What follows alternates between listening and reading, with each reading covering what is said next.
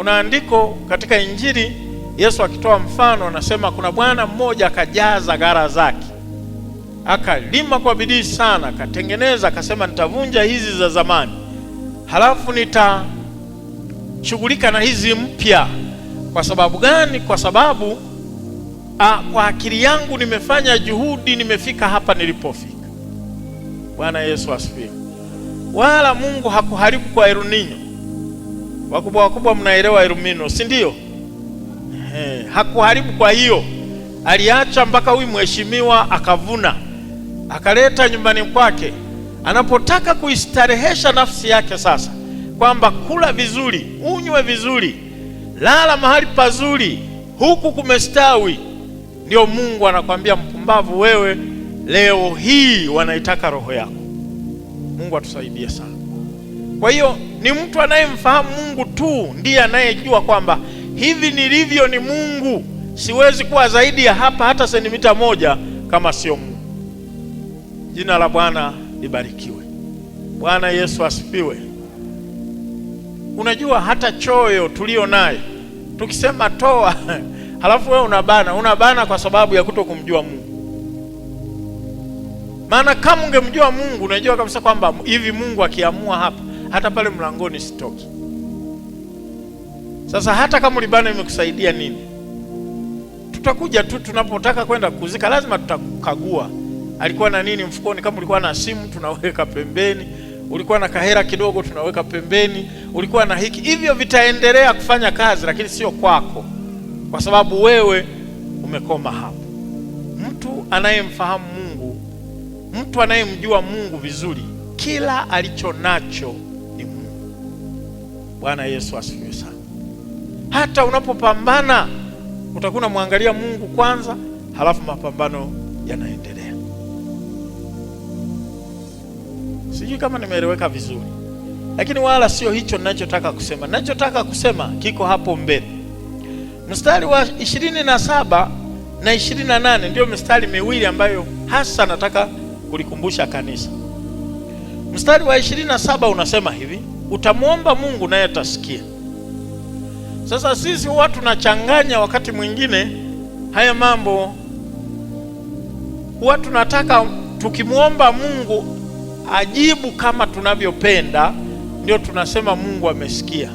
Mungu hakuonyeshi kwamba atakujibu nini, lakini anachotaka ujue ni kwamba ukishakaa vizuri pamoja naye, ukimuomba anasikia.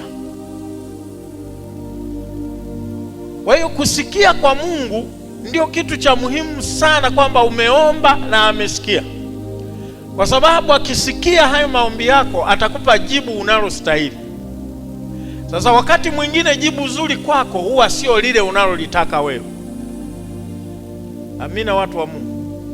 Lakini kizuri ni kwamba Mungu amefanya nini? Amesikia. Nimeomba na Mungu amesikia. Kwa sababu katika Isaya anasema tumekuwa waovu wakati mwingine, hata tukiomba Mungu hataki kusikia yale tunayomwomba. Sasa hiyo ni mbaya sana, kwamba Mungu hataki kusikia kile ulichokiomba. Lakini hapa anaonyesha kwamba maisha yako yakikaa vizuri na Mungu, Mungu akiwa tegemeo lako, Mungu akiwa kinga yako, Mungu akiwa ngao yako, Mungu akiwa Bwana wako, ukiomba atasikia. Sasa amekujibu nini baada ya kusikia? Hilo ni jambo lingine, na wala sio fundisho langu, mimi siendi huko. Lakini nataka ujue kwamba ukiwa mtoto mwaminifu kwa Mungu, ukimfahamu vizuri Mungu, ukitembea vizuri na Mungu, faida utakayoipata ni kwamba ukimuomba anasikia. Amen, amen. Ni vizuri mtambue kwamba tuko humu ndani ndio, lakini kuna wakati tunamuomba Mungu hataki kusikia. Kwa nini hataki kusikia? Kwa sababu hatukwenda sawa na mapenzi yake. Sasa hiyo ni mbaya sana. Mungu anatakiwa asikie, halafu pengine atakujibu ngoja, anatakiwa asikie, pengine atakujibu pokea, anatakiwa asikie, lakini pengine atakwambia hicho hapana. Hayo ni majibu yote mazuri kabisa kwa Mungu, kwa sababu anatuwazia mema. Lakini je, amesikia maombi yetu? Hilo ndio jambo la msingi. Jina la Bwana libarikiwe. Bwana Yesu asifiwe. Nataka nikukumbushe kwamba faida ya kukaa vizuri na Mungu, ukimuomba huwa anasikia. Jina la Bwana libarikiwe. Na jambo la msingi sana ambalo nataka kulisema liko pia mstari ule wa 28 ambao unasema hivi. Mstari wa 27b, nisiache kale ka kipengele ka muhimu sana. Anasema nawe utazitimiza nadhiri zako baada ya kusikiwa maombi yako na nani?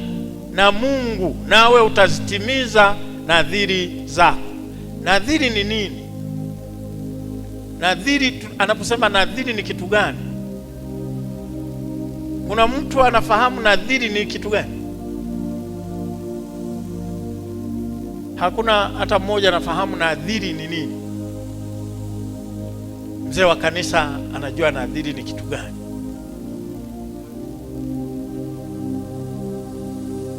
Ahadi ambazo wewe umeziahidi mbele za nani? Mbele za Mungu. Sasa usije ukasema mimi sijaweka nadhiri mbele za Mungu. Hakuna mtu hapa asiye na nadhiri mbele za Mungu. Mtu yeyote aliyeongozwa sala ya toba, mtu yoyote anayemfahamu Mungu ana nadhiri mbele za Mungu. Kwa sababu gani?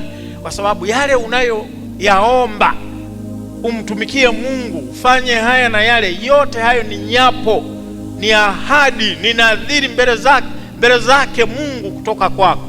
Kwa hiyo wewe unatakiwa utimize ule uaminifu wa utumishi wako mbele zake. Yeye atasikia, halafu wewe unatakiwa kutimiza ahadi zako. Umemwahidi Mungu, utamfanyia nini katika maisha yako? Amen, amen. Kuna mtu hapa hajawahi kumwahidi Mungu chochote. Mungu ukiniponya nitakutumikia, Mungu ukiniokoa mimi nitakutumikia, mimi nitafanya hivi. Kuna mtu ambaye hajawahi kuahidi namna hiyo hapa? Na kama hujawahi kuahidi namna hiyo hapa, basi wewe humjui huyu baba yako wa mbinguni. Amen, amen. Watu wa Mungu, Bwana Yesu asifiwe.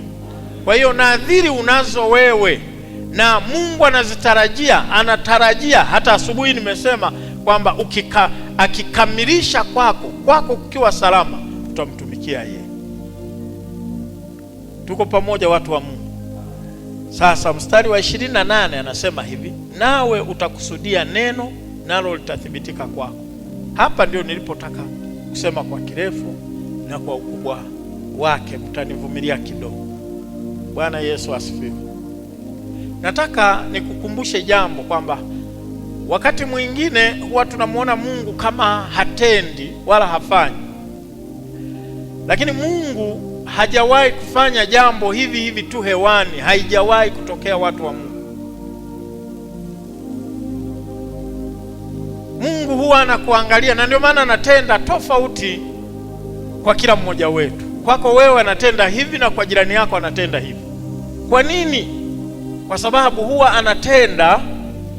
anataka lile jambo ulilokusudia. Mungu atusaidie sana. Yaani wewe makusudi yako ni nini? Bwana Yesu asifiwe. Umekusudia nini moyoni kwa ajili hata ya maisha yako yale ya kawaida ya kila siku? Umekusudia nini? Kuna mtu mwingine hana kusudio lolote. Yaani mimi nataka nikwambie, hao watu tunao, hata makanisani wapo. Yaani mtu anaishi kama mbuzi. Tuko sawa sawa? Hana tofauti na kuku. Mimi nafikiri hata kuku huwa na makusudi.